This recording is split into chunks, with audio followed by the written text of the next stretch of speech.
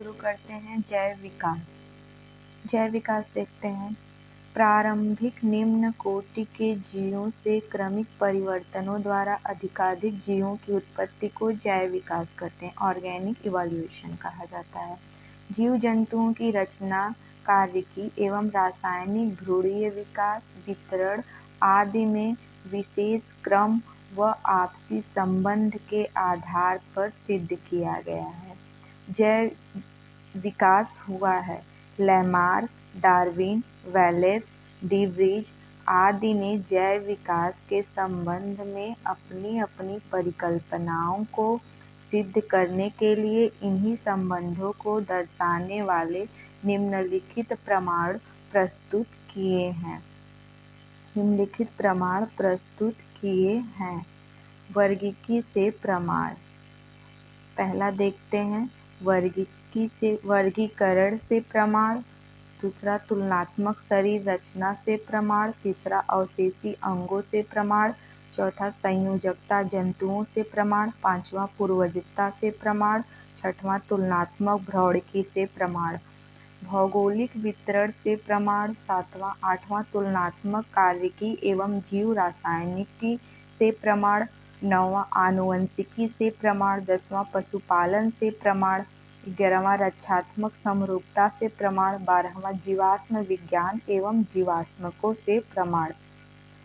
समजात अंग के बारे में देखते हैं। होमोलॉगस ऑर्गेन ऐसे अंग जो विभिन्न कार्यों के लिए उपयोजित हो जाने के कारण काफी असमान दिखाई देते हैं, परंतु मूल रचना एवं भ्रूणीय परिवर्धन में समान होते हैं, समजात अंग कहलाते हैं।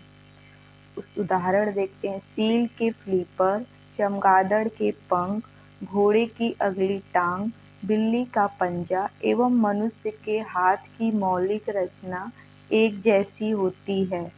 इन सभी में humerus, radius, ulna, carpals, metacarpals आदि अस्थियां होती हैं। इनका भ्रौणिकी विकास भी एक सा ही होता है, परंतु सभी का कार्य अलग अलग होता है। सील का फ्लिपर तैरने के लिए, चमगादड़ के पंख उड़ने के लिए, घोड़े के टांग दौड़ने के लिए, मनुष्य का हाथ वस्तु को पकड़ने के लिए अनुकूलित होता है। समरूप अंग देखते हैं। एनालॉगस ऑर्गेन ऐसे अंग जो समान कार्य के लिए उपयोजित हो जाने के कारण समान दिखाई देते हैं, परंतु मूल रचना एवं भ्रूणीय परिवर्धन में भिन्न होते हैं, समरूप अंग कहलाते हैं। उदाहरण देखते हैं समरूप अंग का। तितली, पक्षी, चमगादड़ के पंख उड़ने का कार्य करते हैं और देखने में एक समान लगते हैं, परंतु इन सभी की उत्पत्ति अलग अलग ढंग से होती है। तितलियों के पंख की रचना शरीर भित्ति के भंज द्वारा, पक्षियों के पंख की रचना इनकी अग्रपादों पर परों द्वारा, चमगादड़ के पंख की रचना हाथ की 4 लंबी उंगलियों तथा धड़ के बीच फैली त्वचा से हुई है। अवशेषी अंग देखते हैं। वेस्टिजियल ऑर्गन ऐसे अंग जो जीवों के पूर्वजों में पूर्ण विकसित होते हैं, परंतु वातावरणीय परिस्थितियों में बदलाव से इनका महत्व समाप्त हो जाने के कारण विकास क्रम में इनका क्रमिक लोप होने लगता है, अवशेषी अंग कहलाते हैं। उदाहरण क्या है? कर्णपल्लव, पिन्ना, त्वचा के बाल, वर्मीफॉर्म अपेंडिक्स आदि ये अवशेषी अंग है। अवशेषी अंग मानव में कौन कौन से? कर्णपल्लव, पिन्ना, त्वचा के बाल, वर्मीफॉर्म अपेंडिक्स आदि। नोट छोटा सा दिया है। मनुष्य में लगभग 100 अवशेषी अंग पाए जाते हैं। मनुष्य में 100 अवशेषी अंग पाए जाते हैं लगभग में। सर्वप्रथम प्रकाश संश्लेषी जीव साइनोबैक्टीरिया थे। पक्षियों का विकास सरीसृपों से हुआ है। जल स्थलचर जीवों का विकास मत्स्य वर्ग से हुआ है। स्तनी वर्ग के जंतुओं का विकास भी सरीसृपों से हुआ है। जीवाश्म के बारे में पढ़ते हैं। अनेक ऐसे प्राचीन कालीन जीवों पादपों के अवशेष जो हमारी पृथ्वी पर विद्यमान थे परंतु बाद में समाप्त अथवा विलुप्त हो गए, भूपटल की चट्टानों में परिरक्षित मिलते हैं, उन्हें जीवाश्म कहते हैं। इनके अध्ययन को जीवाश्म विज्ञान कहते हैं। जैव विकास के सिद्धांत देखेंगे। जैव विकास के सिद्धांत। जैव विकास के संबंध में अनेक सिद्धांत प्रतिपादित किए गए हैं, जिनमें लैमार्कवाद, डार्विनवाद, उत्परिवर्तनवाद प्रमुख हैं। लैमार्कवाद देखते हैं। लैमार्किज्म। लैमार्क का सिद्धांत 1809 ईस्वी में उनकी पुस्तक फिलॉसफिक जूलॉजी में प्रकाशित हुआ। कौन सी पुस्तक थी लैमार्क की? फिलॉसफिक जूलॉजी में अपना सिद्धांत दिए थे लैमार्क ने 1809 ईस्वी में। इस सिद्धांत के अनुसार जीवों एवं इनके अंगों में सतत बड़े होते रहने की प्राकृतिक प्रवृत्ति होती है। इन जीवों पर वातावरणीय परिवर्तन का सीधा प्रभाव पड़ता है। इसके कारण जीवों में विभिन्न अंगों का उपयोग घटता बढ़ता रहता है। अधिक उपयोग में आने वाले अंगों का विकास अधिक व कम उपयोग में आने वाले अंगों का विकास कम होने लगता है। इसे अंगों के कम या अधिक उपभोग का सिद्धांत भी कहते हैं। इस प्रकार से जीवों का उपार्जित लक्षणों की वंशागति होती है, जिसके फलस्वरूप नई नई जातियां बन जाती हैं। उदाहरण, जिराफ की गर्दन का लंबा होना।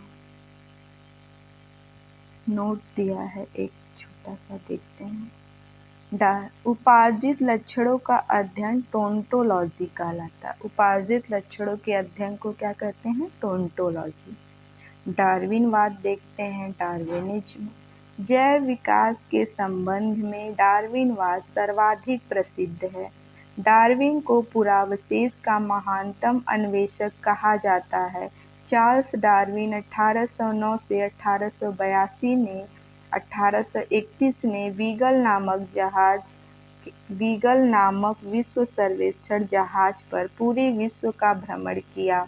डार्विनवाद के अनुसार सभी जीवों में प्रचुर संतानोत्पत्ति की क्षमता होती है, अतः अधिक आबादी के कारण प्रत्येक जीवों को अपनी आवश्यकताओं की पूर्ति हेतु दूसरी जीवों पर जीवन पर्यंत संघर्ष करना पड़ता है। ये संघर्ष सजाति, अंतरजाति तथा पर्यावरणीय होते हैं। दो सजाति जीव आपस में बिल्कुल समान नहीं होते। ये विभिन्नताएं इन्हें इनके जनकों से वंशानुक्रम में मिलते हैं। कुछ विभिन्नताएं जीवन संघर्ष के लिए लाभदायक होती हैं, जबकि कुछ अन्य हानिकारक होती हैं। जीवों में विभिन्नताएं वातावरणीय दशाओं के अनुकूल होने पर वे बहुमुखी जीवन संघर्ष में सफल होते हैं। उपयोगी विभिन्नताएं पीढ़ी दर पीढ़ी इकट्ठा होती रहती हैं और काफ़ी समय बाद उत्पन्न जीवधारियों के लक्षण मूल जीवधारियों से इतने भिन्न हो जाते हैं कि एक नई जाति बन जाती है। ये था डार्विनवाद, डार्विनिज्म। नव डार्विनवाद, नियो डार्विनिज्म देखते हैं। Neo Darwinism. डार्विन के पश्चात इनके समर्थकों द्वारा डार्विनवाद को जीनवाद के ढांचे में ढाल दिया गया, जिसे नव डार्विनवाद कहा जाता है। इसके अनुसार किसी जाति पर कई कारकों का एक साथ प्रभाव पड़ता है, जिससे इस जाति से नई जाति बन जाती है। ये कारक हैं विविधता, उत्परिवर्तन, प्रकृतिवरण। कौन कौन से हैं? विविधता, उत्परिवर्तन, प्रकृतिवरण, जनन। इस प्रकार नव डार्विनवाद के अनुसार जीन में साधारण परिवर्तनों के परिणाम स्वरूप जीवों की नई जातियां बनती हैं, जिनमें जीन परिवर्तन के कारण भिन्नताएं बढ़ जाती हैं।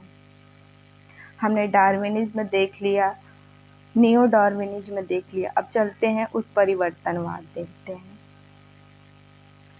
यह सिद्धांत वस्तुतः ह्यूगो डी व्रीज द्वारा प्रतिपादित किया गया। इस सिद्धांत के 5 प्रमुख तथ्य निम्नवत हैं। पहला देखते हैं। नई जातियों की उत्पत्ति लक्षणों में छोटी छोटी एवं स्थिर विभिन्नताओं के प्राकृतिक चयन द्वारा पीढ़ी दर पीढ़ी संचय एवं क्रमिक विकास के फलस्वरूप नहीं होती है, बल्कि यह उत्परिवर्तनों के फलस्वरूप होती है। दूसरा, इस प्रकार से उत्पन्न जाति का प्रथम सदस्य उत्परिवर्तक कहलाता है। यह उत्परिवर्तक लक्षण के लिए शुद्ध नस्ल का होता है। उत्परिवर्तन अनिश्चित होते हैं। ये किसी एक अंग विशेष में अथवा अनेक अंगों में एक साथ उत्पन्न हो सकते हैं। चौथा देखते हैं। सभी जीव जातियों में उत्परिवर्तन की प्राकृतिक प्रवृत्ति होती है। जाति के विभिन्न सदस्यों में उत्परिवर्तन भिन्न भिन्न हो सकते हैं। उपर्युक्त उत्परिवर्तनों के फलस्वरूप अचानक ऐसे जीवधारी उत्पन्न हो सकते हैं जो जनक से इतने अधिक भिन्न हो कि उन्हें एक नई जाति माना जा सके। एक छोटा सा नोट दिया है, देखेंगे। जीन के भीतर अनुक्रम आधार परिवर्तन उत्परिवर्तन कहलाता है। जीन के भीतर अनुक्रम आधार परिवर्तन उत्परिवर्तन कहलाता है। हमने जैव विकास देख लिया। आप लोग देख रहे होंगे कि लूसेंट में इतने सारे फैक्ट्स दिए हुए हैं। हमेशा से लूसेंट फैक्ट्स के लिए जाना जाता है। आपका आगामी जो भी एग्ज़ाम है, रेलवे, एसएससी या बिहार का कोई एग्ज़ाम, बीपीएससी, एईडीओ, बिहार सीजीएल 4, ये सब एग्ज़ाम से मैक्सिमम फैक्चुअल प्रश्न बहुत ज़्यादा पूछे जाते हैं। आप लूसेंट का बार बार रिवीजन करेंगे, बार बार पढ़ेंगे, तभी आप फैक्चुअल क्वेश्चन को सही कर पाएंगे। नहीं तो आप एग्ज़ाम में 4 क्वेश्चन में हमेशा कंफ्यूज हो जाएंगे। इसलिए आप मैक्सिमम रिवीजन कीजिए, जितना ज़्यादा से ज़्यादा हो सके। बुक्स को देखिए, पढ़िए, वीडियो को सुनिए, 1 से 2 बार रिवीजन कीजिए और इसमें जो भी फैक्ट्स दिए हुए हैं उसको याद करते जाइए। आप लोग आपके लिए बहुत ही बेनिफिशियल बुक है लूसेंट की। चलिए आगे देखते हैं। आनुवंशिकी। वे लक्षण जो पीढ़ी दर पीढ़ी संचरित होते हैं आनुवंशिक लक्षण कहलाते हैं। आनुवंशिक लक्षणों के पीढ़ी दर पीढ़ी संचरण की विधियों और कारणों के अध्ययन को आनुवंशिकी कहते हैं। आनुवंशिकता के बारे में सर्वप्रथम जानकारी ऑस्ट्रिया निवासी ग्रेगर जॉन मेंडल ने दी 1822 से 1884। इस कारण उन्हें आनुवंशिकता का पिता, फादर ऑफ जेनेटिक्स कहते हैं। फादर ऑफ जेनेटिक्स किसे कहते हैं? ग्रेगर जॉन मेंडल को। नोट दिया हुआ है, देखते हैं। आनुवंशिकता जेनेटिक्स शब्द विलियम वाटसन ने दिया, जबकि जीन शब्द विल्हेम जॉनसन ने दिया। आनुवंशिकता जेनेटिक शब्द कौन दिया? William Watson. और जीन शब्द विलियम जॉनसन ने दिया। आनुवंशिकी संबंधी प्रयोग के लिए मेंडल ने मटर के पौधे का चुनाव किया था। मेंडल ने पहले 1 जोड़ी, फिर 2 जोड़ी विपरीत गुणों की वंशागति का अध्ययन किया, जिन्हें क्रमशः एक संकरी एवं द्विसंकरी क्रॉस कहते हैं। एक संकरी क्रॉस देखते हैं। मेंडल ने एक संकरी क्रॉस के लिए लंबे टीटी एवं बौने छोटे टीटी पौधों के बीच क्रॉस कराया तो निम्न परिणाम प्राप्त हुए। एक छोटा सा चार्ट दिया हुआ है जिसे आप लोग ध्यान से थोड़ा देखिए। इसको हम अपने टेलीग्राम पे इस बुक का PDF आप लोग कहेंगे तो दे देंगे, फिर आप लोग वहाँ से भी अपना रिवीजन अच्छे से कर सकते हैं। चार्ट देखते हैं। टीटी लंबा पौधा, टीटी बौना पौधा, पितरी पौधे। कैपिटल T स्मॉल t युग्म कराया गया। सभी पौधे संकर लंबे F1 पीढ़ी। स्वपरागण होता है। शुद्ध लंबे TT 25%, संकर लंबे TT 50%, शुद्ध बौना 25% F2 पीढ़ी। स्वपरागण हमेशा शुद्ध लंबे अतः F2 पीढ़ी का पौधा का फिनोटाइप अनुपात जो मिला है हमें नहीं, यहाँ सॉरी स्वपरागण हमेशा शुद्ध लंबे पौधे मिले। यहाँ स्वपरागण संकर लंबे पौधे में कराया गया तो 3:1 मिला, जिसमें 75% 3 और 25% 1 का रेशियो मिला। शुद्ध बौना F2 पीढ़ी TT 25% स्वपरागण हुआ, हमेशा शुद्ध बौने पौधे मिले F3 पीढ़ी। अतः F2 पीढ़ी का पौधा फिनोटाइप अनुपात 3:2 3:1 और जीनोटाइप अनुपात 1:2:1 प्राप्त हुआ। इसको एक बार आप और अच्छे से देख लीजिएगा चार्ट को। एक संकरी क्रॉस देखा हमने, द्विसंकरी क्रॉस देखते हैं, डाइहाइब्रिड क्रॉस। मेंडल ने द्विसंकरी क्रॉस के लिए गोल एवं पीला बीज RRYY व हरे एवं झुर्रीदार बीज से उत्पन्न पौधों को क्रॉस कराया। इसमें गोल तथा पीला बीज प्रभावी होते हैं। गोल तथा पीला झुर्रीदार तथा हरा RRYY और RRYY।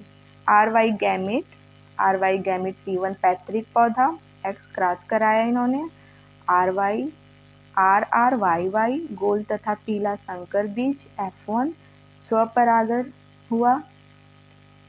RRYY गोल पीला, RRYY गोल पीला मिला।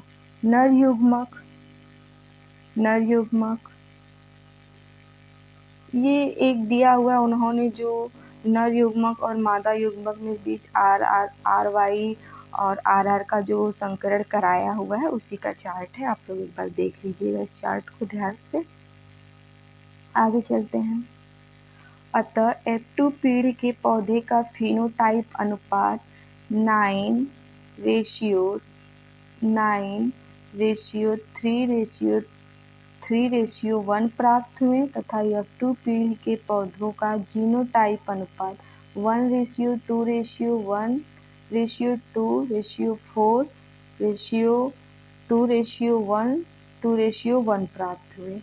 उपयुक्त दोनों प्रकार के प्रयोगों के आधार पर मेंडल ने आनुवंशिकता संबंधी कुछ नियम दिए, जिन्हें मेंडल के आनुवंशिकता के नियम से जाना जाता है। इन नियमों से पहला एवं दूसरा नियम एक संकरी क्रॉस के आधार पर, तीसरा नियम द्विसंकरी क्रॉस के आधार पर आधारित है। मेंडल का नियम देखने से पहले एक यहाँ पे और चार्ट दिया है, देखते हैं थोड़ा सा। इसमें दिया है जीव जाति, कौन कौन सी जीव जातियों में कितना गुणसूत्र पाया जाता है वो देख लीजिए आप लोग। एस्केरिस में 2 गुणसूत्र पाए जाते हैं, मच्छर में 6, घरेलू मक्खी में 12, मटर में 14, प्याज में 16, मक्का में 20, टमाटर में 24, मेढक में 26, नींबू में 18 से 36, बिल्ली में 38, चूहा में 40, माउस में 40, चूहा रैट में 42, गेहूं में 42, खरगोश में 44, मनुष्य में 46 गुणसूत्र पाए जाते हैं।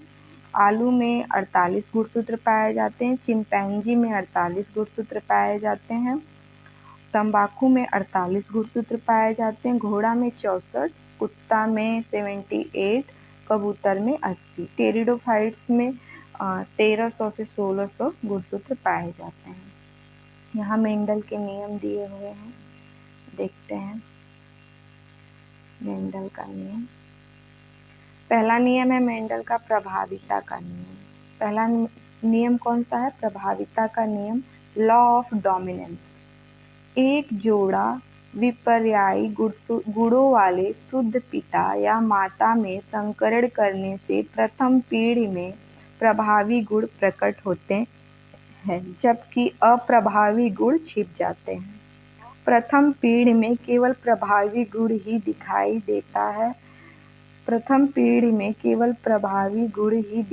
देता है, लेकिन अप्रभावी गुण उपस्थित अवश्य रहता है। यह गुण दूसरी पीढ़ी में प्रकट होता है। दूसरा नियम है पृथक्करण का नियम, लॉ ऑफ सेग्रीगेशन। लक्षण कारकों जीनों के जोड़ों के दोनों कारक युग्म बनाते समय पृथक हो जाते हैं और इनमें से केवल एक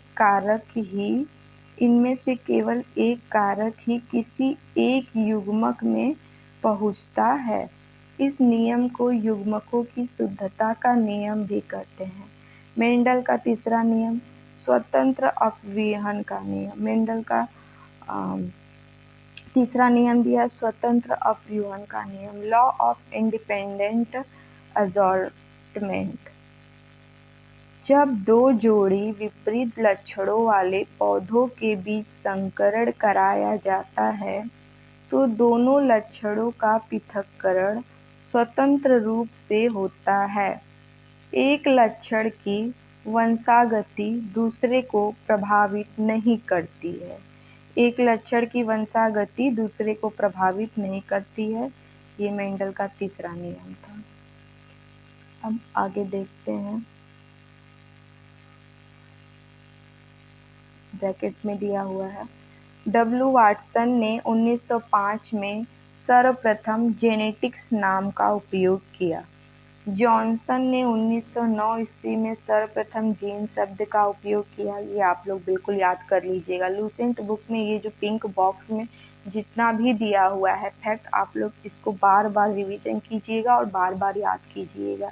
ये बहुत ही इंपॉर्टेंट होता है और एग्ज़ाम में सीधे सीधे क्वेश्चन बनते हैं। कोई भी एग्ज़ाम, वनडे एग्ज़ाम हो जिसमें सीधे सीधे क्वेश्चन बनते हैं। आप लोग देखे होंगे आर ओ का पेपर जो इस बार का आया था, उसमें मैं पूरा पेपर ही फैक्चुअल था। सारे क्वेश्चन वन लाइनर थे, मैक्सिमम क्वेश्चन वन लाइनर थे और बहुत सारे लोग नहीं कर पाए। बहुत सारे लोग मतलब गलती इतना ज़्यादा हो गया ना, कट ऑफ भी बहुत ज़्यादा गई थी आर ओ की, लेकिन फैक्चुअल पेपर होने की वजह से लोग बहुत ज़्यादा डाटा वगैरह पढ़ के गए थे आर ओ के अकॉर्डिंग, लेकिन इतना ज़्यादा फैक्चुअल पूछ दिया। मैक्सिमम क्वेश्चन लूसेंट से और भी कई सारी बुक आती है वनडे एग्ज़ाम्स के लिए, सारे सीधे सीधे क्वेश्चन पूछ दिए गए, लेकिन फैक्चुअल एकदम एक्यूरेसी के साथ याद नहीं होने की वजह से क्वेश्चन गलत हो गए। चारों क्वेश्चन में इतना ज़्यादा कन्फ्यूजन हो गया कि मैक्सिमम आता इतना सरल आसान क्वेश्चन बहुत सारे लोगों का गलत हो गया था। तो आप लोग अपनी तैयारी थोड़ा ही पढ़िएगा, लेकिन जो भी पढ़िएगा उसका रिवीजन बहुत अच्छे से कीजिएगा, जिससे ऐसा ना हो कि जिसमें हम पढ़े हैं उसमें से कोई क्वेश्चन आए तो गलत हो जाए। अब हम लूसेंट बायोलॉजी में ये पढ़ रहे हैं तो ऐसा ना हो कि इसमें से जो भी क्वेश्चन आए वो गलत हो जाए। तो आप लोग ऐसे पढ़िएगा कि हम 2 ही पेज रोज़ पढ़ें, लेकिन वो हमें एकदम याद हो जाए। उसका रिवीजन इतने अच्छे से होता रहे कि हम लोग एग्ज़ाम में क्वेश्चन देख के सही आंसर तक सीधे सही आंसर क्लिक हो माइंड में। उसके लिए आपको बार बार बहुत सारी बुक्स नहीं पढ़ना, एक ही बुक्स को बार बार पढ़ना और अच्छे से रिवीजन करना है। चलिए आगे देखते हैं फिनोटाइप। जीवधारियों के जो लक्षण प्रत्यक्ष रूप से दिखाई पड़ते हैं उन्हें फिनोटाइप कहते हैं। जीनोटाइप जीवधारी के आनुवंशिक संगठन को उनका जीनोटाइप कहते हैं, जो कि कारकों जीन का बना होता है। युग्म विकल्पी एलील्स के बारे में पढ़ते हैं। एक ही गुण के विभिन्न विपर्यायी रूपों को प्रकट करने वाले लक्षण कारकों को एक दूसरे का युग्म विकल्पी या एलील कहते हैं। यानी एक ही जीन के विभिन्न प्रारूप युग्म विकल्पी कहलाते हैं। एलील देख लिया हमने। सहलग्नता देखते हैं, लिंकेज। एक ही गुणसूत्र पर स्थित जीनों में एक साथ वंशगत होने की प्रवृत्ति पाई जाती है। जीनों की इस प्रवृत्ति को सहलग्नता कहते हैं, जबकि जीन जो एक ही गुणसूत्र पर स्थापित होते हैं और एक साथ वंशानुगत होते हैं उन्हें सहलग्न जीन कहते हैं। लिंग सहलग्न जीन सेक्स लिंक्ड जीन्स लिंग संलग्न गुणों को एक पीढ़ी से दूसरी पीढ़ी में ले जाते हैं। वास्तव में एक्स गुणसूत्र पर स्थित जीन ही लिंग संलग्न जीन कहे जाते हैं, क्योंकि इनका प्रभाव नर तथा मादा दोनों पर पड़ता है। लिंग संलग्नता की सर्वप्रथम विस्तृत व्याख्या मॉर्गन 1910 ने की थी। मनुष्यों में कई लिंग संलग्न गुण जैसे रंग वर्णांधता, गंजापन, हीमोफीलिया, मायोपिया, हाइपर ट्राइकोसिस इत्यादि पाए जाते हैं। लिंग संलग्न गुण स्त्रियों की अपेक्षा पुरुषों में ज़्यादा प्रकट होते हैं। तो आप लोगों ने देखा कि लिंग संलग्न गुण जो होते हैं वो स्त्रियों से ज़्यादा पुरुषों में प्रकट होते हैं। यहाँ कुछ चार्ट में दिया हुआ है, अरे नहीं, अभी इधर देखना। मानव आनुवंशिकी देखते हैं हम लोग। ह्यूमन जेनेटिक गुणसूत्र क्रोमोसोम्स का नामकरण डब्ल्यू वाल्टेयर ने 1888 में किया था। गुणसूत्र का नामकरण डब्ल्यू वाल्टेयर ने 1888 में किया था। गुणसूत्रों में पाए जाने वाले आनुवंशिक पदार्थ को जीनोम कहते हैं। जीन ही इन्हीं गुणसूत्रों पर पाए जाते हैं। गुणसूत्रों के बाहर जीन यदि कोशिका द्रव्य के कोशिकांगों में होती है तो उन्हें प्लाज्मा जीन कहते हैं। 1956 ईस्वी में एस बेंजर द्वारा जीन की आधुनिक विचारधारा दी गई। इसके अनुसार जीन के कार्य की इकाई सिस्ट्रॉन, उत्परिवर्तन की इकाई म्यूटॉन तथा पुनः संयोजन की इकाई को रेकॉन कहा जाता है। आगे देखते हैं। मानव में 20 आवश्यक अमीनो एसिड पाए जाते हैं। कितने अमीनो एसिड मानव में पाए जाते हैं? 20 इसेंशियल अमीनो एसिड्स मानव में पाए जाते हैं।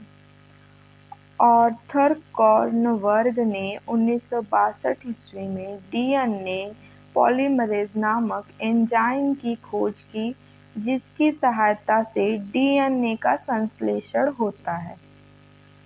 मनुष्य में लिंग निर्धारण देखते हैं। मनुष्य में लिंग निर्धारण कैसे होता है? मनुष्य में लिंग निर्धारण, मनुष्यों में गुणसूत्रों की संख्या 46 होती है। मनुष्य में गुणसूत्रों की संख्या कितनी होती है? 46, 46 गुणसूत्र होते हैं। 23 जोड़े गुणसूत्र होते हैं। प्रत्येक संतान को समजात गुणसूत्रों की प्रत्येक जोड़ी का एक गुणसूत्र अंडाणु के द्वारा माता से तथा दूसरा शुक्राणु के द्वारा पिता से प्राप्त होता है। शुक्र जनन स्पर्मेटोजेनेसिस में अर्धसूत्री विभाजन द्वारा 2 प्रकार के शुक्राणु बनते हैं। आधे वे जिनमें 23वीं जोड़ी का X गुणसूत्र आता है अर्थात 22 + X, और आधे वे जिनमें 23वीं जोड़ी में Y गुणसूत्र जाता है 22 + Y। नारियों में एक समान प्रकार का गुणसूत्र अर्थात 22 + X तथा 22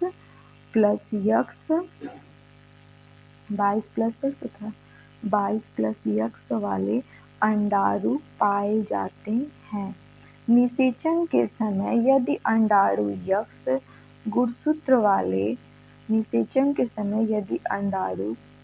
गुणसूत्र वाले शुक्राणु से मिलता है तो युग्मनज जाइगोट में 23वीं जोड़ी यक्ष होगी और इससे बनने वाली संतान लड़की होगी। इसके विपरीत किसी अंडाणु से वाई गुणसूत्र वाला शुक्राणु निषेचित होगा तो यक्ष वाई गुणसूत्र वाला युग्मनज बनेगा तथा संतान लड़का होगा। अतः पुरुष का गुणसूत्र संतान में लिंग निर्धारण के लिए उत्तरदायी होता है। नोट दिया हुआ है छोटा। परखनली शिशु के मामले में निषेचन परखनली के अंदर होता है। परखनली शिशु जो पैदा होते हैं तो उसमें जो निषेचन फर्टिलाइजेशन का प्रोसेस होता है वो परखनली के अंदर ही होता है। देखते हैं। शिशु का पितृत्व स्थापित करने के लिए डीएनए फिंगरप्रिंटिंग तकनीक का उपयोग किया जाता है। ठीक है। आनुवंशिकी से संबंधित कुछ तथ्य देखेंगे। टी.एच. हक्सले ने बोला है, जीव द्रव्य ही जीवन का भौतिक आधार है। डब्ल्यू फ्लेमिंग ने कहा है, क्रोमैटिन शब्द प्रतिपादित किया डब्ल्यू फ्लेमिंग ने। ये बहुत इम्पॉर्टेंट है, ये पूरी लाइन आप लोग लाइन बाय लाइन याद कर कीजिएगा। स्ट्रॉसबर्गर ने बोला, पौधों में कोशिका विभाजन का वर्णन किया स्ट्रॉसबर्गर ने। डब्ल्यू फ्लेमिंग ने माइटोसिस शब्द प्रतिपादित किया। डब्ल्यू रॉक्स ने भ्रूण विज्ञान की स्थापना की। डब्ल्यू रॉक्स ने भ्रूण विज्ञान की स्थापना की। डब्ल्यू वाल्टेयर ने क्रोमोसोम शब्द प्रतिपादित किया। एच. हेलरिगल व विल्फ्रोथ ने दलहनी पौधों में नाइट्रोजन स्थिरीकरण को बताया। इवानोवस्की ने विषाणु के अस्तित्व का प्रमाण दिया। विजमैन ने जर्म प्लाज्मा की निरंतरता का सिद्धांत दिया। ई. बुकनर ने इष्ट कोशिकाओं से एंजाइम प्राप्त करके उनसे किण्वन कराया और उन्हें जाइमेज नाम दिया। अल्टमैन ने न्यूक्लिक एसिड शब्द प्रतिपादित किया। ह्यूगो डी व्रीज ने उत्परिवर्तन सिद्धांत दिया। कार्ल लैंडस्टीनर ने रक्त वर्णों का पता लगाया। टोल्ट ने जीवाणु भोजी बैक्टीरियोफेज की खोज की। ग्रिफिथ न्यूमोकोकस जीवाणु में रूपांतरण द्वारा सिद्ध किया कि कुछ ही आनुवंशिक पदार्थ हैं। अलेक्जेंडर फ्लेमिंग ने पेनिसिलिन की खोज की। नॉल्वरस्का ने प्रथम इलेक्ट्रॉन सूक्ष्मदर्शी की खोज की। डोमैक ने सल्फा ड्रग की खोज की। एजी टांसले ने इकोसिस्टम पारितंत्र शब्द का प्रयोग किया। हैंस क्रेब्स ने श्वसन की सिट्रिक अम्ल चक्र की खोज का पता लगाया कि श्वसन के दौरान कार्बन डाइऑक्साइड इसी चक्र के फलस्वरूप निकलती है। एसे वैक्समैन ने स्ट्रेप्टोमाइसिन नामक एंटीबायोटिक की खोज की। जेबी समनर ने एंजाइम यूरिएज को क्रिस्टल के रूप में पृथक्कृत किया। जॉन साल्क ने पोलियो से बचाव के लिए टीके का निर्माण कराया, जिसे साल्क टीका कहा जाता है। सीओ मिलर व एफ.एस. स्कूग ने कोशिका विभाजन के लिए हार्मोन साइटोकाइनिन की खोज की। हरगोविंद खुराना ने पुनरावृत्ति अनुक्रम वाले पॉलीन्यूक्लियोटाइडों की मदद से आनुवंशिक कोडों का निरूपण किया। क्रिश्चियन बर्नार्ड ने प्रथम मानव हृदय प्रत्यारोपण ऑपरेशन किया। रॉबर्ट एडवर्ड ने परखनली शिशु विकसित करने की तकनीकी विकसित की। रॉबर्ट जार्विक ने कृत्रिम हृदय विकसित किया। इन्हीं के नाम पर जार्विक 7 नामक कृत्रिम हृदय बनाया। कृत्रिम आर्टिफिशियल हार्ट जार्विक ने विकसित किया था। आर्टिफिशियल हार्ट, तो उन्हीं के नाम पर जार्विक 7 नाम दे दिया गया था उसका। अब आनुवंशिकी खत्म हो गया। अब आपका अगला चैप्टर है वनस्पति विज्ञान। अब वनस्पति विज्ञान को पढ़ते हैं। विभिन्न प्रकार के पेड़ पौधों तथा उनके क्रियाओं के अध्ययन को वनस्पति विज्ञान बॉटनी कहते हैं।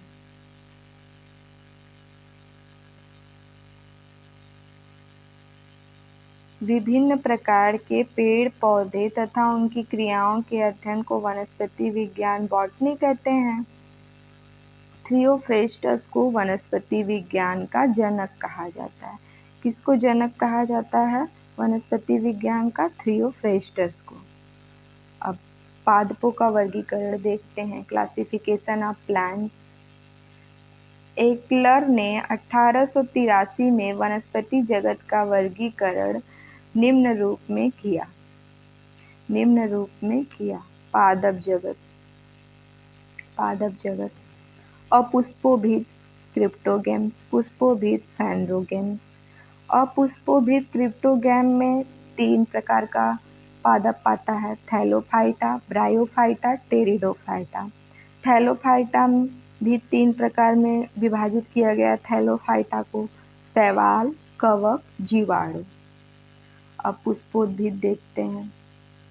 फैनरोगैम्स हैंगर गेम्स में दो प्रकार विभाजित किया गया, नग्न बीजी, आवृत्त बीजी, जिम्नोस्पर्म एंड जियोस्पर्म। अब आवृत्त बीजी को भी दो भागों में विभाजित किया गया, एक बीजपत्री, द्विबीजपत्री।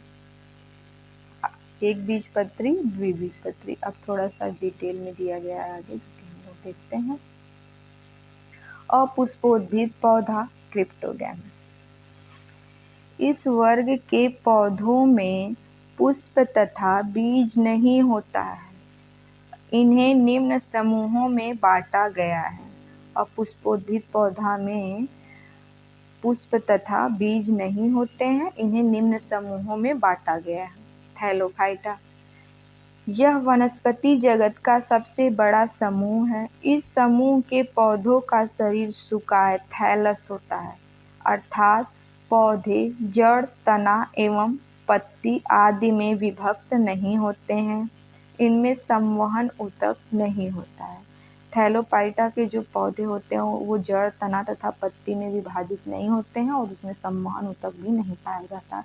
अगर आप लोग नोट्स बनाना चाहें तो ऐसे ऐसे की पॉइंट्स लिख सकते हैं अपने नोट्स में। आपको जहाँ लगता है कि हाँ ये हम बार बार भूल जाते हैं, उसको आप एक पेज पे लिखते जाइए, छोटे छोटे की पॉइंट्स बनाते जाइए। आपको एग्जाम्स में बहुत ही बेनिफिशियल होगा ये। आगे चलते हैं, शैवाल के बारे में देखते हैं। एल्गी। शैवालों के अध्ययन को फाइकोलॉजी कहते हैं। शैवाल प्रायः पर्णहरित युग्म, संवहन ऊतक रहित, आत्मपोषी जलीय जीव होते हैं। इनका शरीर सुकाय सदृश होता है। शैवाल में प्रजनन। शैवाल 3 प्रकार से प्रजनन कर सकते हैं, कायिक वेजिटेटिव, अलैंगिक असेक्सुअल तथा लैंगिक सेक्सुअल। कायिक प्रजनन में शैवाल का एक भाग जैसे कि एक शाखा या प्रकंद नए पौधे में विकसित हो जाते हैं। नए पौधे में विकसित हो जाते हैं। अलैंगिक प्रजनन में शैवाल बीजाणुओं या कोशिका विभाजन द्वारा प्रजनन करते हैं। खंडन फ्रेगमेंटेशन एक प्रकार का अलैंगिक प्रजनन है जो कवक, शैवाल और कुछ पौधों में पाया जाता है। इस प्रक्रिया में जीव का शरीर टुकड़ों में विभाजित हो जाता है और प्रत्येक टुकड़ा एक नए जीव के रूप में विकसित हो जाता है। लैंगिक प्रजनन में शैवाल 2 कोशिकाओं के संलयन द्वारा प्रजनन होता है। लैंगिक प्रजनन में 2 शैवाल कोशिकाओं के संलयन द्वारा प्रजनित होता है।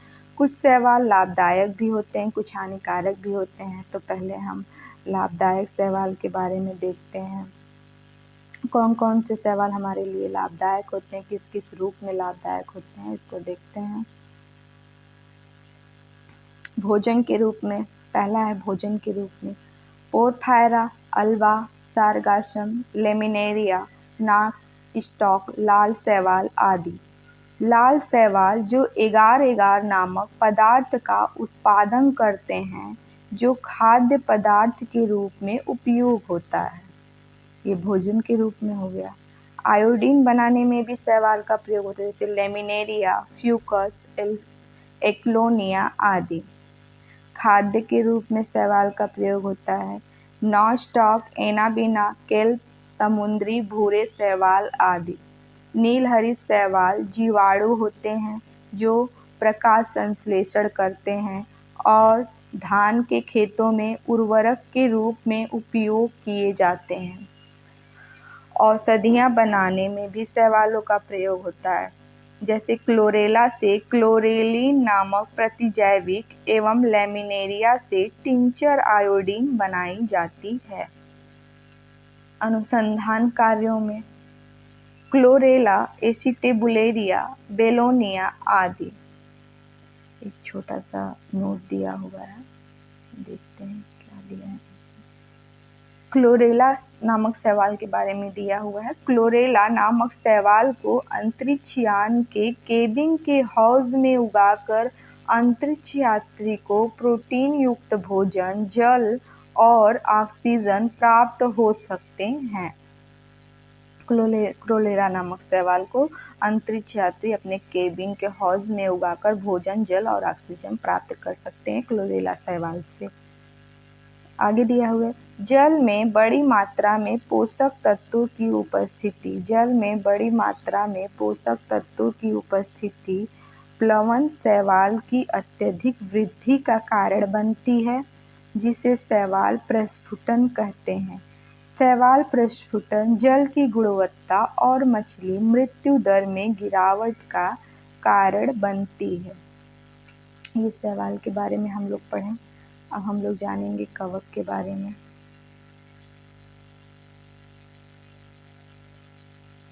इसके अध्ययन को कवक फंजाई, इसके अध्ययन को कवक विज्ञान माइकोलॉजी कहा जाता है।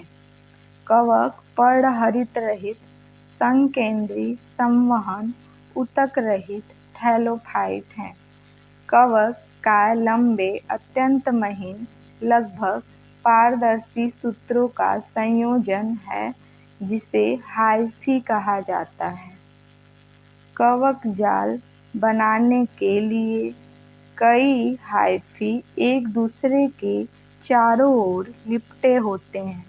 कवक हाइफी पतले, नलाकार, पारदर्शी सूत्र होते हैं, जो कई कवक या तंतु द्वारा जीव द्रव्य से भरे हैं और एक भित्ति से ढके होते हैं। कवक हाइफी निम्न प्रकार के होते हैं।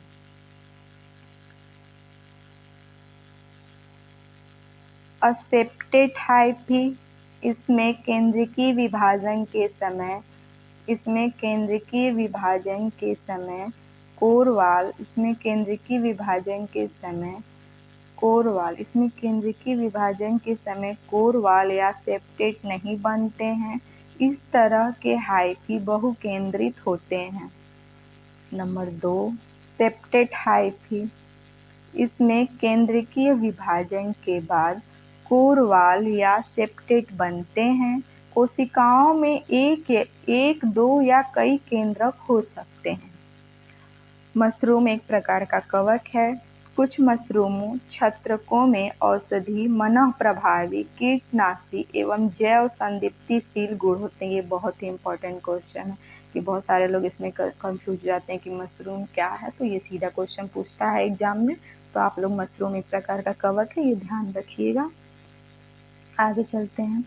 कवक में संचित भोजन ग्लाइकोजन के रूप में रहता है। कवक में जो भोजन संचित होता है वो ग्लाइकोजन के रूप में रहता है।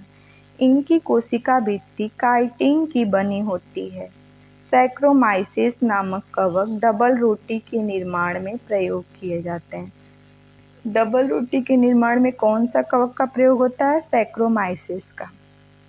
कवक पौधों में गंभीर रोग उत्पन्न करते हैं। सबसे अधिक हानि रस्ट और स्मट से होती है। पौधों में कवक के द्वारा होने वाले प्रमुख रोग निम्न हैं: सरसों का सफेद रस्ट, गेहूं का ढीला स्मट, गेहूं का कीट रोग, आलू की अंगमारी, गन्ने का लाल अपक्षय, मूंगफली का टिक्का रोग, आलू का मस्सा रोग, धान की भूरी अर्ध चित्ती, आलू का पछेला अंगमारी रोग, टांकुरों का डैपिंग रोग, ये सभी कवक के द्वारा होता है। और कुछ मनुष्यों में भी कवक के द्वारा रोग उत्पन्न होते हैं, उसको देखते हैं। मनुष्य में भी कवक के द्वारा कुछ रोग उत्पन्न होते हैं, जैसे दमा कवक के द्वारा होता है। स्पर्जिलस फ्यूमिगेटस कवक के द्वारा दमा रोग उत्पन्न होता है। एथलीट फुट नामक बीमारी टीनिया पैडिस से होती है। खाज होता है एकेरस इसके बीज से। गंजापन होता है टीनिया कैपिटिस से। दाद नामक रोग होता है मनुष्य में टाइकोफाइटा हिलेस्कोयस से। गन्ने का लाल अपक्षय रोग होता है कोलेटोट्राइकम फैल्केटम के द्वारा। ये सभी कवक द्वारा होने वाले रोग थे। एक छोटा सा नोट दिया है, एल्फा नामक विष कवक से बनते हैं। अब हमने शैवाल पढ़ लिया, कवक पढ़ लिया। अब देखेंगे लाइकेन के बारे में कुछ। लाइकेन, यह कवक तथा शैवाल दोनों से मिलकर बनती है। इसमें कवक तथा शैवालों का संबंध परस्पर सहजीवी सिम्बायोटिक होता है। कवक और शैवाल के बीच की कड़ी लाइकेन को बोला जाता है और इनके बीच जो संबंध होता है वह सहजीवी सिम्बायोटिक होता है। कवक जल, खनिज लवण, विटामिन आदि शैवाल को देता है और शैवाल प्रकाश संश्लेषण की क्रिया द्वारा कार्बोहाइड्रेट का निर्माण कर कवक को देता है। शैवाल और कवक के बीच की कड़ी किसको कहते हैं? लाइकेन को। दोनों एक दूसरे को लाभ पहुंचाते हैं, इसलिए इसको सिम्बायोटिक कहा जाता है। कवक एवं शैवाल के बीच इस तरह के सहजीवी संबंध को हेलोटिज्म कहते हैं। इनके बीच का जो सहजीवी संबंध एक दूसरे को लाभ पहुंचाने को, उसको हेलोटिज्म कहते हैं। लाइकेन शब्द का सर्वप्रथम प्रयोग ग्रीक दार्शनिक थियोफ्रेस्टस ने किया था। लाइकेन का सबसे पहले प्रयोग ग्रीक दार्शनिक थे एक थियोफ्रेस्टस, इन्होंने किया था, ग्रीक दार्शनिक थियोफ्रेस्टस ने। लाइकेन का अध्ययन लाइकेनोलॉजी कहलाता है। आकार एवं संरचना के आधार पर लाइकेन को 3 वर्गों में विभाजित किया गया है। ये हैं क्रस्टोस, फोलियोस, फ्रूटिकोस। लाइकेन में प्रजनन 3 प्रकार से होता है, कायिक, लैंगिक एवं अलैंगिक। लाइकेन वायु प्रदूषण के संकेतक होते हैं। जहाँ वायु प्रदूषण अधिक होता है वहाँ पर लाइकेन नहीं उगते हैं। जहाँ वायु प्रदूषण अधिक होगा वहाँ लाइकेन नहीं उगते हैं, क्योंकि लाइकेन वायु प्रदूषण के संकेतक होते हैं। जहाँ पे बहुत ज़्यादा पोल्यूशन होगा वहाँ लाइकेन नहीं उगेंगे। यह SO2 प्रदूषण का सर्वोत्तम सूचक है। पेड़ों की छालों पर उगने वाले लाइकेन को कोर्टिकोल्स तथा खाली चट्टानों पर उगने वाले लाइकेन को सेक्सिकोल्स कहते हैं। लाइकेन मृदा निर्माण की प्रक्रिया में सहायक होता है। आर्चिल, लेक्नोरा जैसे लाइकेन से नीला रंग प्राप्त किया जाता है। प्रयोगशाला में प्रयोग होने वाले लिटमस पेपर रोसेला नामक लाइकेन से प्राप्त किया जाता है। लोबेरिया, इवेनिया, रेमेनिला आदि लाइकेन का उपभोग इत्र बनाने में किया जाता है। परमेलिया सेक्सटिलिस का उपयोग मिर्गी की दवा बनाने में किया जाता है। कुछ लाइकेन ऐसे भी हैं जिनका दवा में प्रयोग किया जाता है, आप लोग देख रहे हैं। असनिया नामक लाइकेन से प्रतिजैविक असनिक अम्ल प्राप्त किया जाता है। डायरिया, हाइड्रोफोबिया, पीलिया, काली खांसी आदि रोगों में उपयोगी कई प्रकार की औषधियाँ लाइकेन से बनाई जाती हैं। कई लाइकेन खाद्य पदार्थ के रूप में प्रयोग किए जाते हैं। रेनडियर मॉस या क्लेडोनिया को आर्कटिक भाग में भोजन के रूप में प्रयोग किया जाता है। आइसलैंड मॉस को स्वीडन, नॉर्वे तथा आइसलैंड जैसे यूरोपीय देशों में केक बनाने में उपयोग में लाया जाता है। जापान के निवासी इंडोकार्पन का उपयोग, जापान के जो निवासी वो इंडोकार्पन का उपयोग सब्जी के रूप में करते हैं। दक्षिण भारत में परमेलिया का उपयोग सोलन, करी बनाने में किया जाता है। हमने लाइकेन के बारे में भी देख लिया। आगे दिया हुआ है हेडिंग बैक्टीरिया के बारे में, बैक्टीरिया को पढ़ेंगे। इसकी खोज 1883 में हॉलैंड के एटॉन वान लीवेनहॉक ने की। जीवाणु की खोज 1683 ईस्वी में एटॉन वान लीवेनहॉक नामक साइंटिस्ट ने की थी, जो कि हॉलैंड के रहने वाले थे। जीवाणु विज्ञान का पिता लीवेनहॉक को कहा जाता है। इन्होंने खोज की तो फादर ऑफ बैक्टीरिया भी लीवेनहॉक को कहा जाता है। एहरेनबर्ग ने 1829 ईस्वी में जीवाणु नाम दिया। जीवाणु नाम किसने दिया था? एहरेनबर्ग ने 1829 ईस्वी में। आगे देखते हैं क्या दिया है। आगे जीवाणु के बारे में और एक्सप्लेन किया है।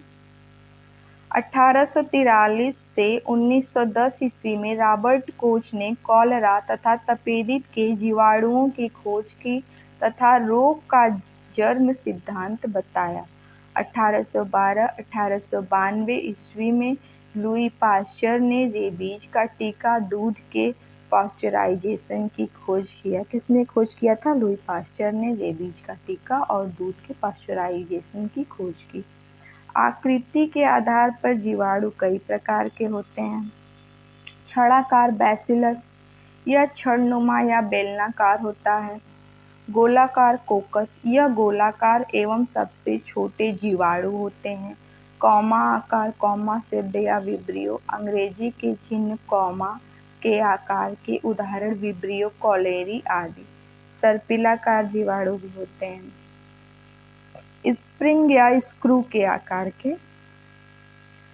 दूध को अधिक दिनों तक सुरक्षित रखने के लिए इसका पाश्चराइजेशन करते हैं। इसमें 2 विधियां होती हैं। 2 विधियां क्या होती हैं देखते हैं।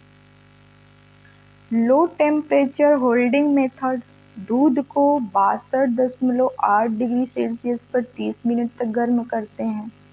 High temperature short time method में दूध को 71.7 डिग्री सेल्सियस पर 15 सेकंड तक गर्म करते हैं। एक तो लो टेम्परेचर, एक हाई टेम्परेचर। लो टेम्परेचर पर 62.8 डिग्री सेल्सियस पर 30 मिनट तक के लिए गर्म करते हैं और हाई टेम्परेचर पर 71.7 डिग्री सेल्सियस पर 15 सेकंड तक गर्म करते हैं।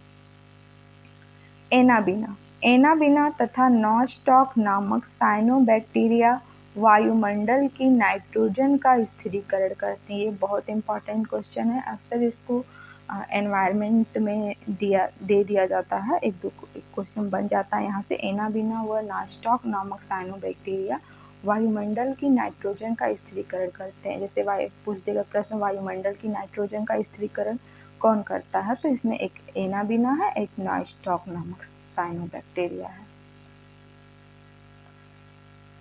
आगे देखते हैं। राइजोबियम तथा बैड्रीराइजोबियम इत्यादि जीवाणु की जातियां लेग्यूमिनेसी मटर कुल के पौधों की जड़ों में रहती है और वायुमंडलीय नाइट्रोजन का स्थिरीकरण करती है। आगे एजिटोबैक्टर, ये बहुत इंपॉर्टेंट टॉपिक चल रहा है। एजोस्पाइरलम, एक क्वेश्चन तो हर एग्जाम में पूछ ही देता है यहाँ से। एजिटोबैक्टर, एजोस्पाइरलम तथा क्लॉस्ट्रिडियम जीवाणु की कुछ जातियां स्वतंत्र रूप से मिट्टी में निवास करती हैं। वह मिट्टी के कणों के बीच स्थित वायु के नाइट्रोजन का स्थिरीकरण करती हैं। चर्म उद्योग में चमड़े से बालों और वसा हटाने का कार्य जीवाणुओं के द्वारा होता है। इसे चमड़ा कमाना टैनिंग कहते हैं। अगला पॉइंट, अचार, मुरब्बे, शरबत को शक्कर की गाढ़ी चाशनी में या अधिक नमक में रखते हैं ताकि जीवाणुओं का संक्रमण होते ही जीवाणुओं का जीव द्रव्य कुंचन हो जाता है तथा जीवाणु नष्ट हो जाते हैं। इसलिए अचार, मुरब्बा बहुत ही अधिक दिनों तक खराब नहीं होते। आप देखते होंगे आप लोग के घर पे जो अचार बनता है उसमें तेल ज़्यादा रहता है, जिससे कि जीवाणु पनपे नहीं, उसमें जीवाणुओं का जीव द्रव्य कुंचन होता रहता है, प्लाज्मोलिसिस, जिससे कि उसमें जीवाणु नहीं आता, जिससे वो खराब ना हो अचार। और मुरब्बे में आप देखे होंगे बहुत ज़्यादा चीनी की मात्रा डाल दी जाती है। शक्कर, गाढ़ी चाशनी में शक्कर को रखते हैं तो जिससे कि वो खराब ना हो, इसके लिए इस तरह से रखा जाता है।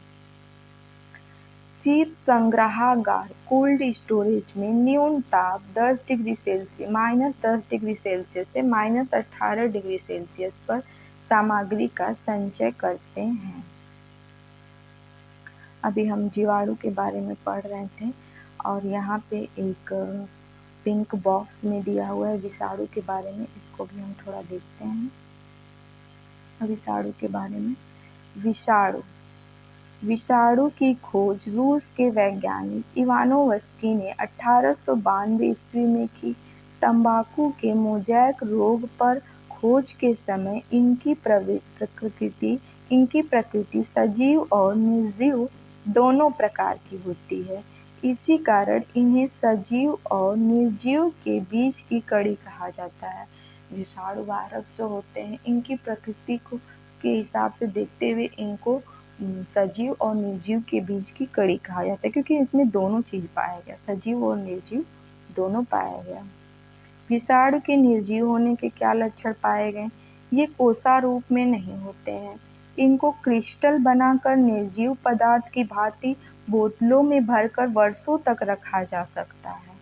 और सजीव जैसे इनके क्या लक्षण हैं? इनके न्यूक्लिक अम्ल का द्विगुणन होता है। किसी जीवित कोशिका में पहुंचते ही ये सक्रिय हो जाते हैं और एंजाइमों का संश्लेषण करने लगते हैं। इस तरह इनमें सजीव और निर्जीव दोनों गुण पाए गए, इसलिए इस वायरस को सजीव और निर्जीव के बीच की कड़ी कहा जाता है।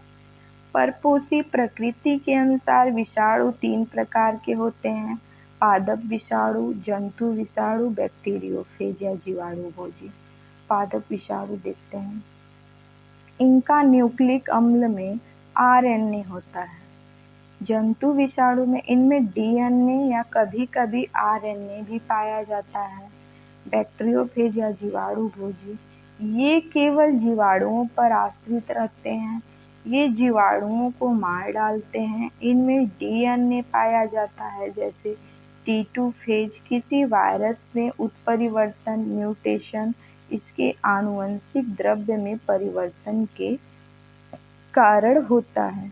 जिस विषाणु में आरएनए आनुवंशिक पदार्थ होता है उसे रेट्रोवायरस कहते हैं। जिस विषाणु में आरएनए आनुवंशिक पदार्थ होता है उसे रेट्रोवायरस कहते हैं। आगे हम लोग ब्रायोफाइटा के बारे में पढ़ते हैं। यह सबसे सरल स्थलीय पौधों का समूह है। इस प्रभाग में लगभग 25,000 जातियां सम्मिलित की जाती हैं। इनमें संवहन ऊतक अर्थात जाइलम एवं फ्लोएम का पूर्णतः अभाव होता है। ब्रायोफाइटा में जाइलम एवं फ्लोएम ऊतक नहीं पाए जाते हैं। इस समुदाय को वनस्पति जगत का उभयचर एम्फीबिया वर्ग भी कहा जाता है। इस समुदाय के पौधे मृदा अपरदन को रोकने में सहायता प्रदान करते हैं। स्फेग्नम, आगे स्फेग्नम के बारे में दिया हुआ है, देखते हैं। स्फेग्नम नामक मांस अपने स्वयं के भार से 18 गुना अधिक पानी सोखने की क्षमता रखता है। इसलिए माली इसका उपयोग पौधों को एक स्थान से दूसरे स्थान पर ले जाते समय सूखने से बचाने के लिए करते हैं स्फेग्नम का प्रयोग। स्फेग्नम मांस का प्रयोग ईंधन के रूप में किया जाता है। स्फेग्नम मांस का प्रयोग एंटीसेप्टिक के रूप में भी किया जाता है। हमने ब्रायोफाइटा के बारे में देखा, अब हम टेरिडोफाइटा के बारे में देखेंगे। इस समूह के पौधे नमी छायादार स्थानों, जंगलों एवं पहाड़ों पर अधिकता से पाए जाते हैं। पौधे का शरीर जड़, तना, शाखा एवं पत्तियों में विभेदित रहता है। तना साधारण राइजोम के रूप में रहता है। पौधे बीजाणु जनक होते हैं और जनन की क्रिया बीजाणु के द्वारा होती है टेरिडोफाइटा में। जनन की प्रक्रिया बीजाणु के द्वारा होती है टेरिडोफाइटा में। इस समुदाय के पौधों में संवहन ऊतक पूर्ण विकसित होते हैं, परंतु जाइलम में वेसेल एवं फ्लोएम में सहकोशिकाएं नहीं होती हैं। जाइलम में वेसेल और फ्लोएम में सहकोशिकाएं नहीं होती हैं। जाइलम में पुष्पोद्भिद या फूल वाला पौधा फेनरोगैमस। इस समूह के पौधे पूर्ण विकसित होते हैं। इस समूह के सभी पौधों में फूल, फल तथा बीज होते हैं। इस समूह के पौधों को 2 उप समूहों में बांट सकते हैं, नग्नबीजी और आवृतबीजी। चलिए नग्नबीजी देखते हैं, जिम्नोस्पर्म। इनके पौधे वृक्ष, झाड़ी या आरोही के रूप में होते हैं। पौधे काष्ठी, बहुवर्षीय और लंबे होते हैं। इनकी मूसला जड़ें पूर्ण विकसित होती हैं। परागण की क्रिया वायु द्वारा होती है नग्न बीजी में। ये मरुद्भिद जीरोफाइटिक होते हैं। वनस्पति जगत का सबसे ऊंचा पौधा सिकोया सेम्परविरेंस इसी के अंतर्गत आता है। इसकी ऊंचाई 120 मीटर है। इसी कोस्ट रेडवुड ऑफ कैलिफोर्निया भी कहते हैं। सबसे छोटा अनावृत बीजी पौधा जैमिया पिग्मिया है। जीवित जीवाश्म साइकस, जिंगो बाइलोबा एवं मेटासिकोया है। जिंगो बाइलोबा को मेडन हेयर ट्री भी कहते हैं। साइकस के बीजांड ओव्यूल्स एवं नर युग्मक पादप जगत में सबसे बड़े होते हैं। साइकस का बीजांड पादप जगत में सबसे बड़ा होता है। पाइनस के परागकण इतनी तादाद में होते हैं कि पीले बादल बन जाते हैं। जिम्नोस्पर्म का आर्थिक महत्व देखेंगे, किस किस रूप में इसका महत्व होता है। भोजन के रूप में महत्व है। साइकस के तनों से मंड निकालकर खाने वाला साबूदाना सागो बनाया जाता है, इसलिए साइकस को सागोपॉम कहते हैं। लकड़ी चीड़, फर, सेडार, लॉर्च, साइप्रस, सिकोया, देवदार, स्प्रूस आदि की लकड़ी से फर्नीचर बनते हैं। वाष्पीय तेल चीड़ के पेड़ से तारपीन का तेल, देवदार की लकड़ी से सेड्रस तेल तथा जूनिपेरस की लकड़ी से स्कास्ट तेल मिलता है। टेनिन चमड़ा बनाने तथा स्याही बनाने के काम में आता है।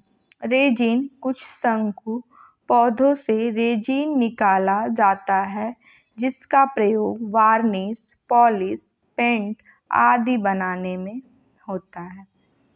आवृतबीजी एंजियोस्पर्म के बारे में पढ़ेंगे।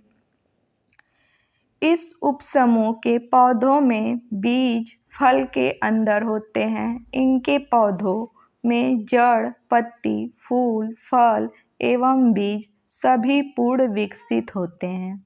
इस उपसमूह के पौधों में बीज पत्र होते हैं। बीज पत्रों की संख्या के आधार पर पौधों को 2 वर्गों में विभाजित किया गया है। एक बीजपत्री पौधे, द्विबीजपत्री पौधे। एक बीजपत्री पौधे देखते हैं। उन पौधों को कहते हैं जिनके बीज में सिर्फ एक बीजपत्र होता है। इनके कुल का नाम, प्रमुख पौधों का नाम निम्न सारणी में दी गई है। कुल का नाम, पौधों का नाम देखते हैं। लिलिएसी में आता है लहसुन, प्याज। पाल्मी में आता है सुपारी, ताड़, नारियल, खजूर। ग्रैमिनेसी कुल में आता है गेहूं, मक्का, बांस, गन्ना, चावल, ज्वार, बाजरा, जौ, जई आदि। पहले भी बोले हैं, पिंक बॉक्स में जो भी दिया हुआ है सब बहुत इम्पॉर्टेंट है। आप लोग इसको बार बार पढ़िए। जैसे लिलिएसी कुल में लहसुन और प्याज आता है तो ये पूछ देता है क्वेश्चन कि लहसुन प्याज किस कुल में आता है, गेहूं किस कुल का है। तो एक ना एक क्वेश्चन यहाँ से बन ही जाते हैं एग्जाम्स में। तो आप लोग इसको पढ़े रहिए और इस तरह से पढ़े रहिए कि गलत ना हो इसका आंसर। नोट है एक छोटा सा, देखते हैं। एक बीजपत्री पत्तियों में संवहन बंडल के समान आकार का कारण समांतर सिरा विन्यास है। द्विबीजपत्री पौधे के बारे में देखते हैं। इस वर्ग में वे पौधे आते हैं जिनके पौधों के बीजों में 2 बीजपत्र होते हैं। इनके कुल का नाम एवं प्रमुख पौधों का नाम निम्न सारणी में दी गई है। एक बीजपत्री में हमने एक बीज को देखा, द्विबीजपत्री में 2 बीज होते हैं।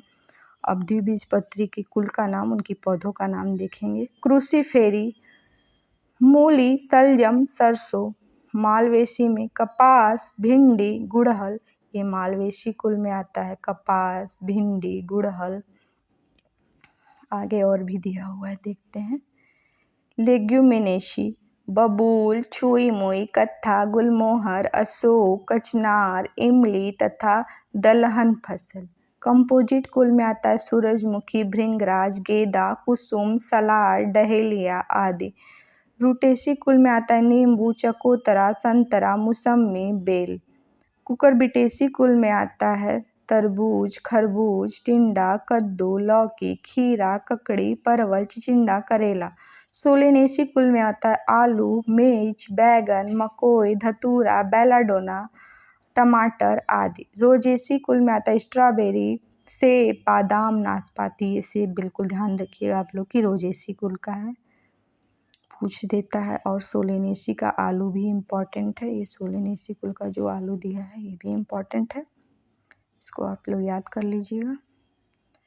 पादप आकारिकी, प्लांट मार्फोलॉजी, आकारिकी मार्फोलॉजी, विभिन्न पादप पौधों जैसे जड़, तना, पत्ती, पुष्प, फल आदि के रूपों तथा गुणों के अध्ययन को आकारिकी कहते हैं। जड़ के बारे में देखते हैं। जड़ पौधों का अवरोही भाग है जो मूलांकुर से विकसित होता है। जड़ दो प्रकार का होता है, मूसला जड़ और अपस्थानिक जड़। जड़ सदैव प्रकाश से दूर भूमि में गति करता है। जड़ प्रकाश से दूर भूमि में गति करता है। मूसला जड़ों का रूपांतरण देखते हैं। शंकु आकार का जड़ जो होता है वो गाजर का होता है, कोनिकल शेप में। कुंभी रूप होता है सलजम और चुकंदर का। तर्क रूप होता है मूली का। ये बिल्कुल आप लोग याद रखिएगा, ये बहुत इम्पॉर्टेंट है कि गाजर का शंकु आकार होता है और सलजम चुकंदर का कुंभी रूप होता है और मूली तर्क रूपी है। जड़ से क्वेश्चन बनता है तो यहीं से बनता है और बनता ही बनता है। तना, स्टेम के बारे में देखते हैं। यह पौधे का वह भाग है जो प्रकाश की ओर वृद्धि करता है। यह प्रांकुर से विकसित होता है। यह पौधे का प्ररोह तंत्र बनाता है। तने का रूपांतरण देखते हैं। भूमिगत तना, उदाहरण। कंद क्या है? आलू। आलू क्या है? एक तना है। घन कंद, वेंडा, केसर। सल्क कंद, प्याज। प्रकंद, हल्दी, अदरक। ये तना है। आपको देखने से लग रहा होगा कि हल्दी और अदरक एक जड़ है, लेकिन ये तना है। क्वेश्चन ऐसे ही पूछता है, हल्दी अदरक जड़ में आता है या तना में आता है, इस तरह का क्वेश्चन दिया रहेगा तो आपको हल्दी और अदरक जड़ में आता है और ये प्रकंद राइजोम है। और प्याज भी तना है, बल्ब सल्ककंद, बंडा केसर तना है। आलू भी एक तना। आपको लग रहा होगा कि मिट्टी के नीचे आलू होता है तो जड़ होगा, लेकिन आलू एक तना है, इसलिए यहाँ से कन्फ्यूजन वाला क्वेश्चन बना दिया जाता है। तो आप लोग बिल्कुल याद रखिए, आलू एक तना है, हल्दी अदरक तना है। आगे पत्ती के बारे में देखते हैं। पत्ती हरे रंग की होती है। इसका मुख्य कार्य प्रकाश संश्लेषण क्रिया के द्वारा भोजन बनाना है। हरी पत्तियां भोजन को स्टार्च मंड के रूप में संग्रहित करती है। पुष्प, फ्लावर के बारे में आगे पढ़ेंगे। यह पौधे का जनन अंग है। पुष्प में बाह्य दलपुंज, पुमंग और जायांग पाए जाते। इनमें से पुमंग नर जननांग, मादा जायांग, मादा जननांग हैं। पुमंग में एक या एक से अधिक पुंकेसर होते हैं। पुंकेसर में परागकण पॉलन ग्रेन्स पाए जाते हैं। जायांग, इसमें अंडक होते हैं। जायांग, इसमें अंडक होते हैं। अंडक के 3 भाग होते हैं, अंडाशय, ओवरी, वर्तिका स्टाइल, वर्तिकाग्र, स्टिग्मा। परागण, पॉलिनेशन देखते हैं। परागकोश एंथर से निकलकर अंडक के वर्तिकाग्र पर परागकणों के पहुंचने की क्रिया को परागण कहते हैं। परागण 2 प्रकार से होते हैं, स्वपरागण सेल्फ पॉलिनेशन और परपरागण क्रॉस पॉलिनेशन। निषेचन, फर्टिलाइजेशन। परागनली बीजांड में प्रवेश करके बीजांडकाय को भेदती हुई भ्रूण कोश तक पहुंचती है और परागकणों को वहां छोड़ देती है। इसके बाद एक नर युग्मक एक अंड कोशिका से संयोजन करता है, इसे निषेचन कहते हैं। निषेचित अंड युग्मनज जाइगोट कहलाता है। आवृतबीजी में निषेचन त्रिसंलयन ट्रिपल फ्यूजन, जबकि अन्य वर्ग के पौधों में द्विसंलयन डबल फ्यूजन होता है। अनिषेक फलन, कुछ पौधों में बिना निषेचन हुए ही अंडाशय से फल बन जाता है। इस प्रकार बिना निषेचन हुए फल के विकास को अनिषेक फलन पार्थिनोकार्पी कहते हैं। साधारणतः इस प्रकार के फल बीज रहित होते हैं, जैसे केला, पपीता, नारंगी, अंगूर एवं अनानास आदि। तो आपने अनिषेचन देख लिया, बिना निषेचन के ही फल का विकास हो जाता है तो उसे अनिषेचन पार्थिनोकार्पी कहते हैं। अब फल का निर्माण कैसे होता है देखेंगे। फल का निर्माण अंडाशय से होता है। संपूर्ण फलों को 3 भागों में विभाजित किया गया है। सरल फल जैसे अमरूद, केला आदि। पुंज फल एग्रीगेट फ्रूट जैसे स्ट्रॉबेरी, रसभरी। संग्रंथित फल कटहल, सहतूत आदि। कुछ फलों के निर्माण में वाह दलपुंज या पुष्पासन आदि कुछ भाग लेते हैं। ऐसे फलों को असत्य फल कहते हैं। सेब एक असत्य फल है, कटहल आदि। ये सेब वाला एग्जाम्पल पूछ लिया जाता है एग्जाम्पल में, सेब सत्य फल है या असत्य, तो सेब एक असत्य फल है। छोटा सा नोट दिया हुआ है, देखते हैं। बिना बीज के फलों को विकसित करने की क्रिया को टिश्यू कल्चर कहते हैं। बिना बीज के फलों को विकसित करने की प्रक्रिया को क्या कहते हैं? Tissue culture. अब कुछ फल दिए गए हैं, उनके खाने योग्य भाग दिए गए हैं। किस फल का हम कौन सा भाग खाते हैं वो दिया गया है। किसी किसी एग्जाम में 1 नंबर का क्वेश्चन पूछ लिया जाता है यहाँ से। तो हम देखते हैं, सेब का कौन सा भाग खाते हैं? पुष्पासन। नाशपाती का पुष्पासन। आम का मध्य फल भित्ति खाते हैं, ये इम्पॉर्टेंट भी है, आप इसको याद कीजिएगा। सेब भी इम्पॉर्टेंट है। अमरूद का फल भित्ति खाते हैं, बीजांडासन खाते हैं। अंगूर का फल भित्ति, बीजांडासन खाते हैं। पपीता का मध्य फल भित्ति। नारियल का भ्रूणपोष। नारियल का कौन सा भाग हम लोग खाते हैं? भ्रूणपोष, ये बहुत इम्पॉर्टेंट है, बिल्कुल याद कर लीजिए। टमाटर का फल भित्ति एवं बीजांडासन। केला का मध्य एवं अंतः फल भित्ति। गेहूं का कौन सा भाग खाते हैं? भ्रूणपोष एवं भ्रूण। काजू का पुष्पवृंत बीज पत्र। लीची का एरील खाते हैं, बहुत इंपॉर्टेंट, आप लोग भी देखे होंगे एग्जाम्स में पूछता है ये लीची वाला। चना का बीज पत्र एवं भूड़। मूंगफली का बीज पत्र एवं भूड़। सहतूत का रसीले परिदल पुंज। कटहल का परिदल पुंज एवं बीज। अनानास का परिदल पुंज। नारंगी का जूसी हेयर। जो भाग हम लोग खाते हैं वो दिया हुआ था, आपको हमने बता दिया। अब पादप ऊतक के बारे में पढ़ते हैं, प्लांट टिश्यू के बारे में। ऊतक टिश्यू समान उत्पत्ति, संरचना एवं कार्यों वाली कोशिकाओं के समूह को ऊतक कहते हैं, टिश्यू कहते हैं। विभाज्योतकी ऊतक, मेरिस्टेमेटिक टिश्यू। पौधे के वर्धी क्षेत्र, ग्रोविंग रीजन्स को विभाज्योतक, मेरिस्टेम कहते हैं। इनसे बनी संतति कोशिकाएं वृद्धि करके पौधे के विभिन्न अंगों का निर्माण करती हैं। यह प्रक्रिया पौधों के जीवन पर्यंत चलती है। विभाज्योतिक ऊतक के विशिष्ट लक्षण निम्न हैं। ये गोल, अंडाकार या बहुभुजाकार होती हैं। इनकी भित्तियां पतली, एकसार, होमोजेनस होती है। जीवद्रव्य सघन, केंद्रक बड़े तथा राजधानी छोटी होती है। कोशिकाओं के अंतर अंतरकोशिकी स्थानों का अभाव होता है। शीर्षस्थ विभाज्योतक, ये ऊतक जड़ों अथवा तनों के शीर्षों पर पाए जाते हैं तथा पौधों की प्राथमिक वृद्धि विशेषकर लंबाई में इन्हीं के कारण होती है। पार्श्व विभाज्योतक, लैटरल मेरिस्टेम्स, इनमें विभाजन होने से जड़ तथा तने के घेरे में वृद्धि होती है, अर्थात इससे तना एवं जड़ की मोटाई में वृद्धि होती है। अंतर्वेशी विभाज्योतक, इंटरकैलरी मेरिस्टेम, यह वास्तव में शीर्षस्थ विभाज्योतक का अवशेष है जो बीच में स्थायी ऊतकों के आ जाने से अलग हो गए हैं।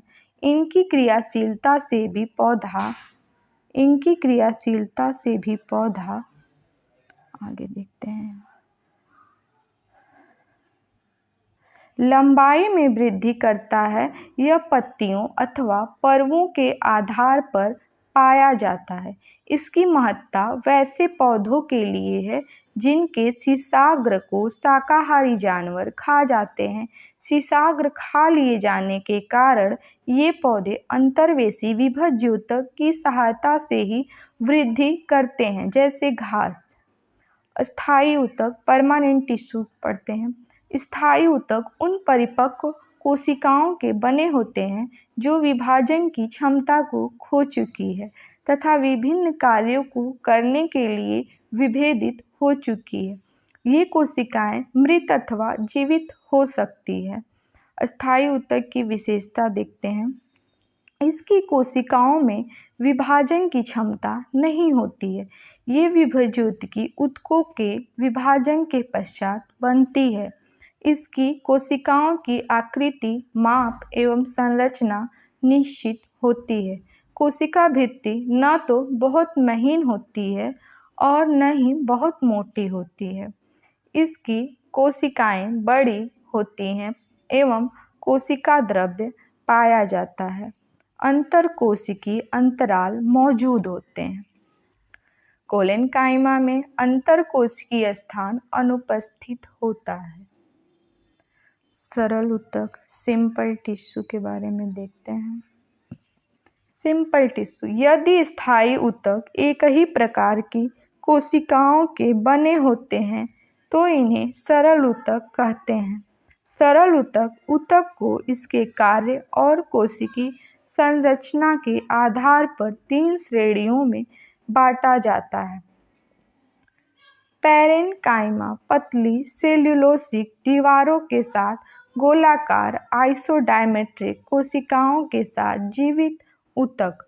कोलेनकाइमा अंडाकार या बहुभुज आकार की कोशिकाओं के साथ जीवित यांत्रिक ऊतक जिससे कोई अंतरकोशिकीय स्थान नहीं होता है और सेल्यूलोज, हेमिकुलोज और पेक्टिन की मोटाई के साथ दीवारें होती हैं। रूक्लेरेन्काइमा देखते हैं। मृत यांत्रिक ऊतक अत्यधिक मोटी लिग्निफाइड दीवारों के साथ लंबी पतली कोशिकाओं के साथ। एक नोट है, देखते हैं। स्क्लेरेन्काइमा तंतु पौधों के लिए मुख्य यांत्रिक ऊतक है। जटिल ऊतक कॉम्प्लेक्स टिश्यू के बारे में पढ़ते हैं। यदि स्थायी ऊतक एक से अधिक प्रकार की कोशिकाओं के बने होते हैं तो इन्हें जटिल ऊतक कहते हैं। जाइलम, इसे प्रायः कास्टवुड भी कह देते हैं। यह संवहनी ऊतक है।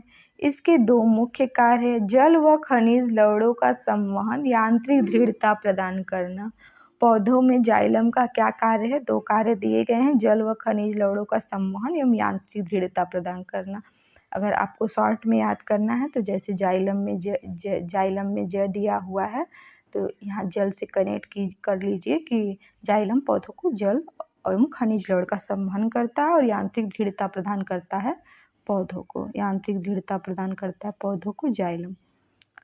आगे चलते, पौधों की आयु की गणना जाइलम ऊतक के वार्षिक वलय को गिनकर ही की जाती है। पौधों की आयु के निर्धारण की यह विधि डेंड्रोक्राइनोलॉजी कहा जाती है। पौधों की आयु वार्षिक वलय को गिनकर की जाती है। इसके अध्ययन को डेंड्रोक्रोनोलॉजी कहते हैं। फ्लोएम, यह भी एक संवहन ऊतक है। इसका मुख्य कार्य पत्तियों द्वारा बनाए गए भोजन को अन्य भागों में पहुंचाना है। फ्लोएम का कार्य है कि जो पत्तियों द्वारा, पेड़ की पत्तियों द्वारा जो भोजन बनाया जाता है उसके पौधों के अन्य भागों में पहुंचाने का कार्य किसका है? फ्लोएम का। फ्लोएम क्या है? खाना पहुंचाएगा और जाइलम क्या है? वो जल पहुंचाएगा पेड़ के विभिन्न भागों में। यही है इसका कार्य। अब पादप ऊतक का एक बनाया हुआ है, नोट्स देखेंगे। आप लोग अपने जो भी एग्ज़ाम्स की तैयारी कर रहे हैं, आप जब भी आपका एग्ज़ाम आ जाए उससे कुछ दिन पहले आप लुसेंट की ये वाली वीडियो आप ज़रूर देखिए। 1 से 2 बार देखिए, आपको अच्छे से समझ में आएगा। आप अपना रिवीजन यहाँ से बहुत अच्छे से कर सकते हैं। आपको एग्ज़ाम में बहुत ही फ़ायदा होगा इससे। पादप ऊतक प्लांट टिश्यू 2 प्रकार के होते हैं, विभज्योतिकी ऊतक और स्थायी ऊतक। विभज्योतकी ऊतक को 3 पार्ट में डिवाइड किया गया, शीर्षस्थ विभज्योतक, पार्श्व विभज्योतक और अंतर्वेशी विभज्योतक। अस्थायी ऊतक, अस्थायी ऊतक को 2 पार्ट में डिवाइड किया गया, सिंपल टिश्यू, कॉम्प्लेक्स टिश्यू। सरल ऊतक, जटिल ऊतक। सरल ऊतक को 3 पार्ट में डिवाइड किया गया, मृद ऊतक, स्थूलकोण ऊतक, दृढ़ ऊतक। और जटिल ऊतक को 2 प्रकार में डिवाइड किया गया, जाइलम और फ्लोएम में। तो आपका ये पादप ऊतक का चैप्टर भी फिनिश हो जाता है। आगे प्रकाश संश्लेषण है जिसे हम नेक्स्ट वीडियो में लाएंगे। आप लोग बार बार इसको पढ़िए, बार बार रिवीजन कीजिए। अभी मेरा चैनल नया है और अभी मुझे भी बहुत अच्छे से चलाने नहीं आ रहा है ये सारी चीज़ें करने, लेकिन फिर भी हम कोशिश कर रहे हैं आप लोग के लिए अच्छा करने की। थोड़ी बहुत गलती हुई है उसके लिए माफ़ी चाहते हैं। आप लोग अच्छे से पढ़ाई कीजिए। Thank you.